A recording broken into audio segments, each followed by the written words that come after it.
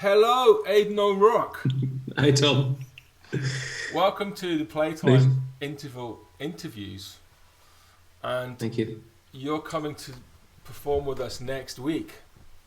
Yep. Um, Now, my first question for you is what's the difference between jazz and folk music? And where do you fit on that? Where do you fit on that line? Or is there a line? Um, what makes you think that I fit on that line? I don't know if you think you fit on that line. I'm not asking. I'm asking what Um, do you think you fit on that line? Is there a line? Or, there's a line that I first recognised when I moved to Edinburgh 20 years ago, and the first time I encountered the intermingling of jazz musicians and traditional musicians, and it was in a much more kind of initially very sociable situation, a mutual appreciation of the music, and then the hang afterwards, and that kind of evolved into lots of different explorative combinations, which you were involved in and your brother was involved in, and various other jazzers. What I got really excited about in that situation was the explorative nature which was existing with traditional musicians in Edinburgh at that time. They were wandering from the tunes, they were freeing up the melodies. And that was the first time I'd ever experienced that. I was 22. I'd just been to university in Glasgow. I'd been playing pretty hardcore traditional music up until then. Moved to Edinburgh. All these traditional musicians were exploring the outer extremities of what was possible in these tunes. Lots of brilliant traditional musicians, and then alongside that was this very welcoming jazz scene.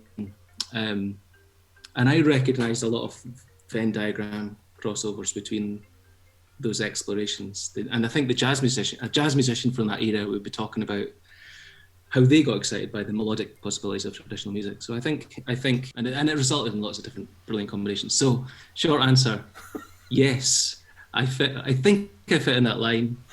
I think between then and now, 20 years later, I think I'm still exploring those kind of outer areas of traditional music and trying to bend it and make it a bit different. And uh, so that's where the crossover happens. how much of it? How much of it? I mean, I do think that one of the great things about being a jazz musician in Scotland, and I say this to English jazz musicians, and there's a bit of a sense that if you're good, you go to London, and that everything they just completely sort of think London is everything for the Yeah. for some of the musicians in it, and you know there are lots of fantastic jazz musicians in London, including some Scottish, very very good Scottish jazz musicians that have moved there.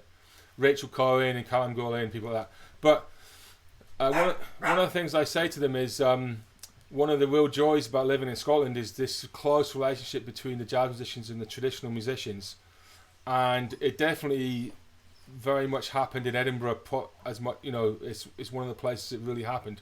But I wondered how much you felt that was to do with the hanging out and the drinking and the recreational connections, or how much of it is actual mutual interest in the musical stuff, or is it both? I think it's geographical, or it's to do with the size of Edinburgh. I think it was a real hotbed for musicians to arrive in the mid '90s, early '90s, right through the '90s. Lots of musicians moving to Edinburgh, and it's such a small town. You kind of bump into each other. That doesn't really happen in London, you No. know. So there was, yeah, I think partly to do with it. It was the perfect size of city for a kind of hotbed of ideas, and limited. You know, there was maybe, I don't know. Back then there was lots of bars with traditional music, but there was a few bars playing jazz at that point. So yeah, it's to do with infrastructure and to do with the fact that you had to. There wasn't as many as there would be in London. So Back in the 90s, because I was obviously one of the slimmer and more athletic jazz musicians involved in that scene, and like Simon Toomey was writing these big pieces for jazz and folk musicians playing together. I was doing it, Kevin McKenzie was doing it, my brother was doing it. So there was people on both sides of the, folkies writing for jazz and folk ensembles and vice versa.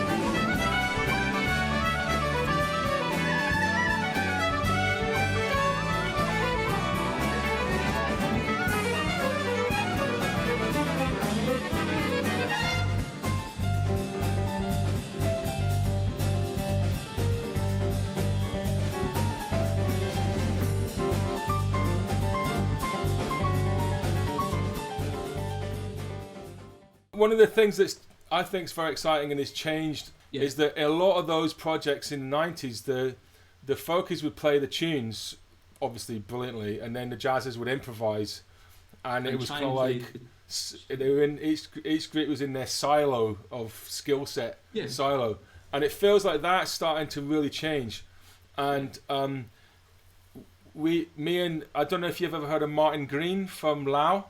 Heard of him? Nope. We do this experimental improv gig in Pathhead Village Hall called Pi. Yeah. And which has been going for a number of years now. And when it started, it felt like for Martin doing free improv was quite a scary thing to do. And by the time we got sort of 4 or 5 years in, I remember seeing him do an improvisation with Mary Campbell. And it was these two master traditional musicians who really are at the top of the tree in traditional musicians, but both completely comfortable with playing free improv, and using electronics and with extreme dissonance. And I remember saying to somebody, "This is it's one of those those sort of mental milestones. You go, this couldn't have happened 10 years ago. That." Proper traditional musicians would have that breadth of ability and confidence, and then there's a lot of these younger players that seem to be really interested in improvisation and experimentation, but they still can't play the middle eight of Cherokee. I think it's been a learning experience for both sides. I think there's been a lot of these collaborations which has led to confidence from the traditional musicians, but also confidence from the jazzers or the composers to allow the traditional musicians to be freer. We were definitely siloed back in the day and sit and do a little bit of vamping or sit back while everyone's really expressive. All the jazzers are really expressive around us, and then we go back to the page. I think the jazzers we've learned together over the last, I think it's 20 years, 30 years of that understanding, and it's completely different now. And you and your brother are responsible for a lot of that, and a lot of encouragement, and a lot of well, I mean, the thing is, I feel like your group Lao are one of the most creative traditional band. Well, I don't know if the word traditional applies, but that's the genre you're coming out of, and you have this incredible sort of group dynamic where you create tension and build tension, and there's all these other layers over and above the tune being played, although you're still generally playing tunes as far as I understand it. You do sometimes have big lighting rigs and stuff, and do you still wear the cod pieces? Is that still happening? Not since the pandemic. Right. It's one of the restrictions. Did you draw much from? I mean, how did you get that group dynamic? Because it reminds me of bands like Esbjörn Svensson, and they had this incredible way of building a vibe as as a jazz group, but you've got that as well. It's looking at kind of much broader stroke compositions rather than it being medleys of tunes. So it's Right. stepping out of that form, messing with the form, having confidence to mess with the form, knowing that we made a record, our first record, which was more or less the traditional form, maybe, you know, a couple of moments of improvisation, but then as we grew the confidence, we wanted to alter that form more and more. And there's no reason why traditional music has to stick to that form, which is stick some tunes together, B in 4/4, B in C major, B in D major, and stick to the tune or stick to your version of the tune. We grew in confidence and opened all these elements out, and that's now our sound. Yeah, and you're doing. Oh, it's great, and hats off. And I've got 2 more questions for you.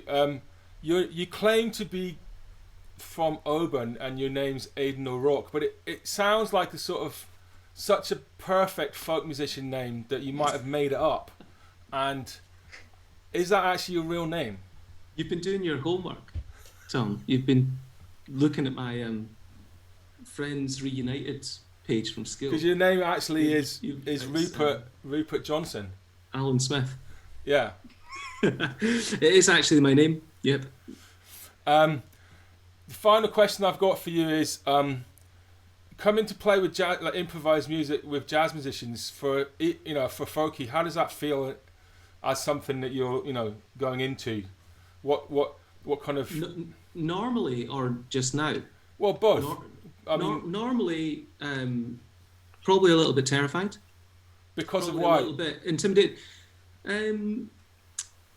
Because I mean, terrified and encouraged and excited. I think, I mean, playing with people like Graham Stephen and considering myself any kind of improviser when I'm playing along with Graham or Martin or yourself or Mario.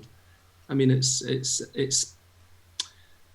years and years of decades of experience in that world that I feel as though I've only dipped into in the last decade or so. So I feel as though I'm a step or 4 behind, but also really excited to jump into it.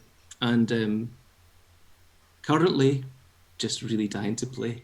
Right. Okay. Let me at it. Yeah. No, I'm really looking forward to it, and I've played with you all for years. So I feel as though we have a dialogue. So yeah, really up for it. I mean, it's an interesting dynamic because I find traditional musicians that improvise, it's so refreshing because a lot of jazz musicians tend to bring a lot of baggage with them. A lot of people sort of approach things in a similar way, and the traditional musicians that are brave enough to come into the space are not bringing any of that, and they're bringing this other stuff. I love the fact that you're coming from this. You've got this completely different hinterland behind you. Do you have anything you want to sell? Want people to buy? Go and buy now, or how can they check? What's the best thing for them to go and check out what you do normally? If they were going to go and check something out after the gig tonight. There's a couple of things been released since over the last few months, and Lau released a couple of EPs, which you can find on our Bandcamp page. And if you go to the Reveal Records Bandcamp page, there's lots of new stuff from Lau, and also I've been releasing an album every week for the last 20 weeks. An album every week for the last 20 weeks. Now, yeah, and for the next 10 weeks. Is there a justification for that? Is there what justification? Justification for that? Well, it's the 365 complete works. Yeah. I know it's slightly over the top, but it'll be over soon. Is it possible to buy them all in one, get them delivered to you in a van, the whole lot? In one Yeah, go? I will drive there.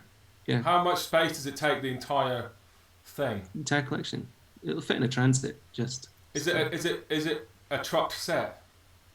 It's a truck set. Yeah. Have you got a photo of the truck set? No, I'll bring one along next week. I might actually mock one up. Yeah. And do you get the whole truck and the CDs, or is it just the CDs and then the truck goes away? The truck goes away. You just get the CDs, and you can get some like bubble wrap and stuff that. I mean, shouldn't you think about supplying it in a piece of furniture, so that it just that gets dropped off and you can put it in your living room and then it's just there? I'm writing these down.